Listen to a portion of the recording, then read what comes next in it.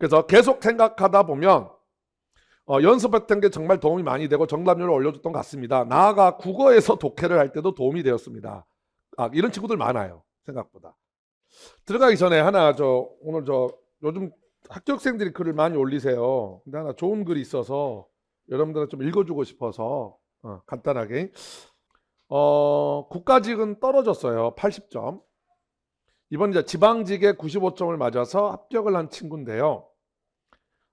일단 베이스가 아주 없는 건 아닙니다. 보니까 이 친구는 베이스 총 21년 6월부터 22년 6월까지 1년 1개월 공부를 했대요. 근데 제가 지금 도움이 될 만한 포인트가 있어서 지금 읽어드리려고요. 베이스는 수능 3등급이고 토익 770이니까 아주 잘한다고 할 수도 없고 아주 못한다고 할 수도 없고요. 사실 수능 3등급이 좀 길거든요. 이 구간이 길어서. 자, 어쨌든 처음 공부 안 하고 쳤더니 지방직 21년에 35점 맞았답니다.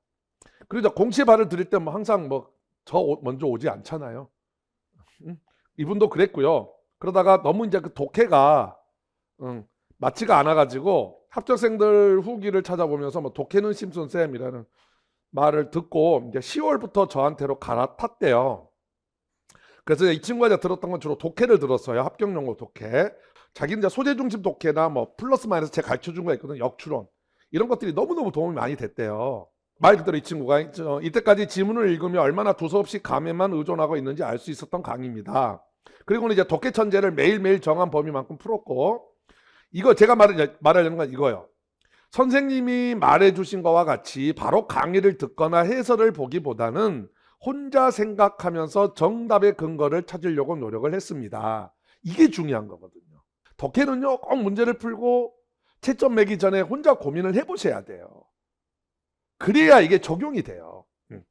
좀 빨리 넘어갈게요. 특히 이제 이 친구는 역추론이 너무너무 자기한테는 도움이 됐다는 얘기가 나오고요. 그래서 계속 생각하다 보면 연습했던 게 정말 도움이 많이 되고 정답률을 올려줬던 것 같습니다. 나아가 국어에서 독해를 할 때도 도움이 되었습니다. 이런 친구들 많아요. 생각보다. 그리고 처음에는 시간이 걸릴 줄 모르나 적응되면 점점 빨라지니 걱정 마시고 꼭 심선생님 말씀대로 해보시길 바랍니다. 라고 이야기를 독해를 했고, 이제 제가 이제 말하려는 건 요겁니다. 그래서 어쨌든 간에 이 친구는 독해 강의 이후로 제 강의 커리를 쭉 탔대요. 그래서 독해 천재 하고 나서는 그 다음에 이제 제가 하프 모의고사를 했고요. 하프는 시즌 1은 기출이어서 안 하고 시즌 2부터 쭉 했답니다.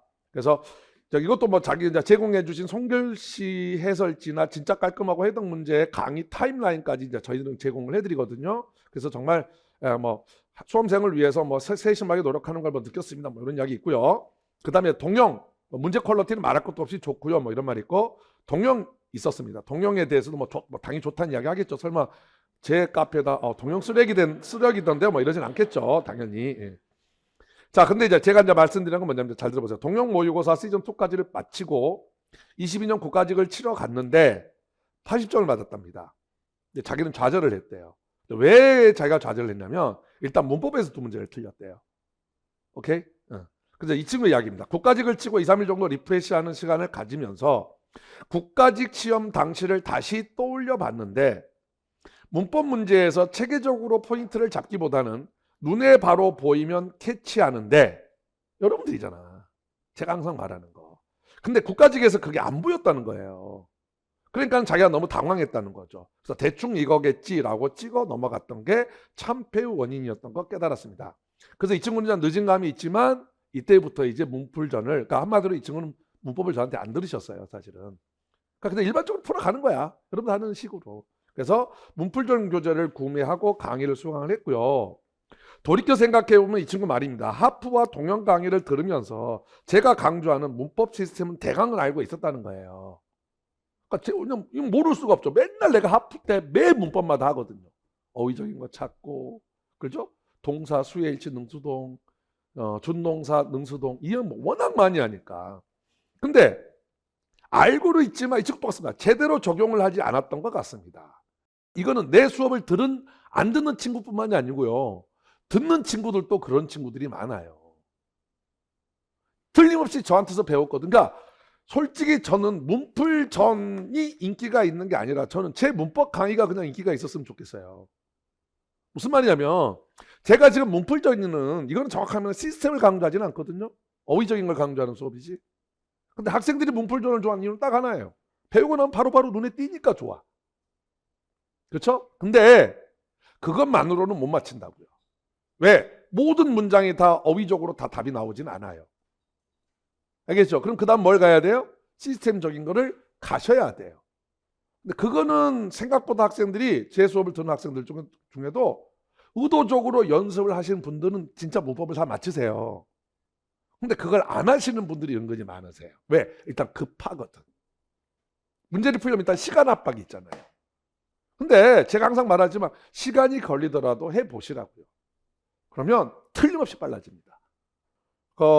국가직 이후에는 문풀전을 무한 해독하고 하품 모의고사나 동영 시즌 2, 3 하면서 이제 자꾸 그 문법 시스템을 아는 것에만 그치지 않고 적용하려고 노력을 했다라고 이야기하고요. 그래서 이 친구가 이제 95점을 받았다는 거죠. 이 친구 이걸 읽어준 건 딱 두 가지예요. 영어 실력이 아주 뛰어난 건 아니잖아요.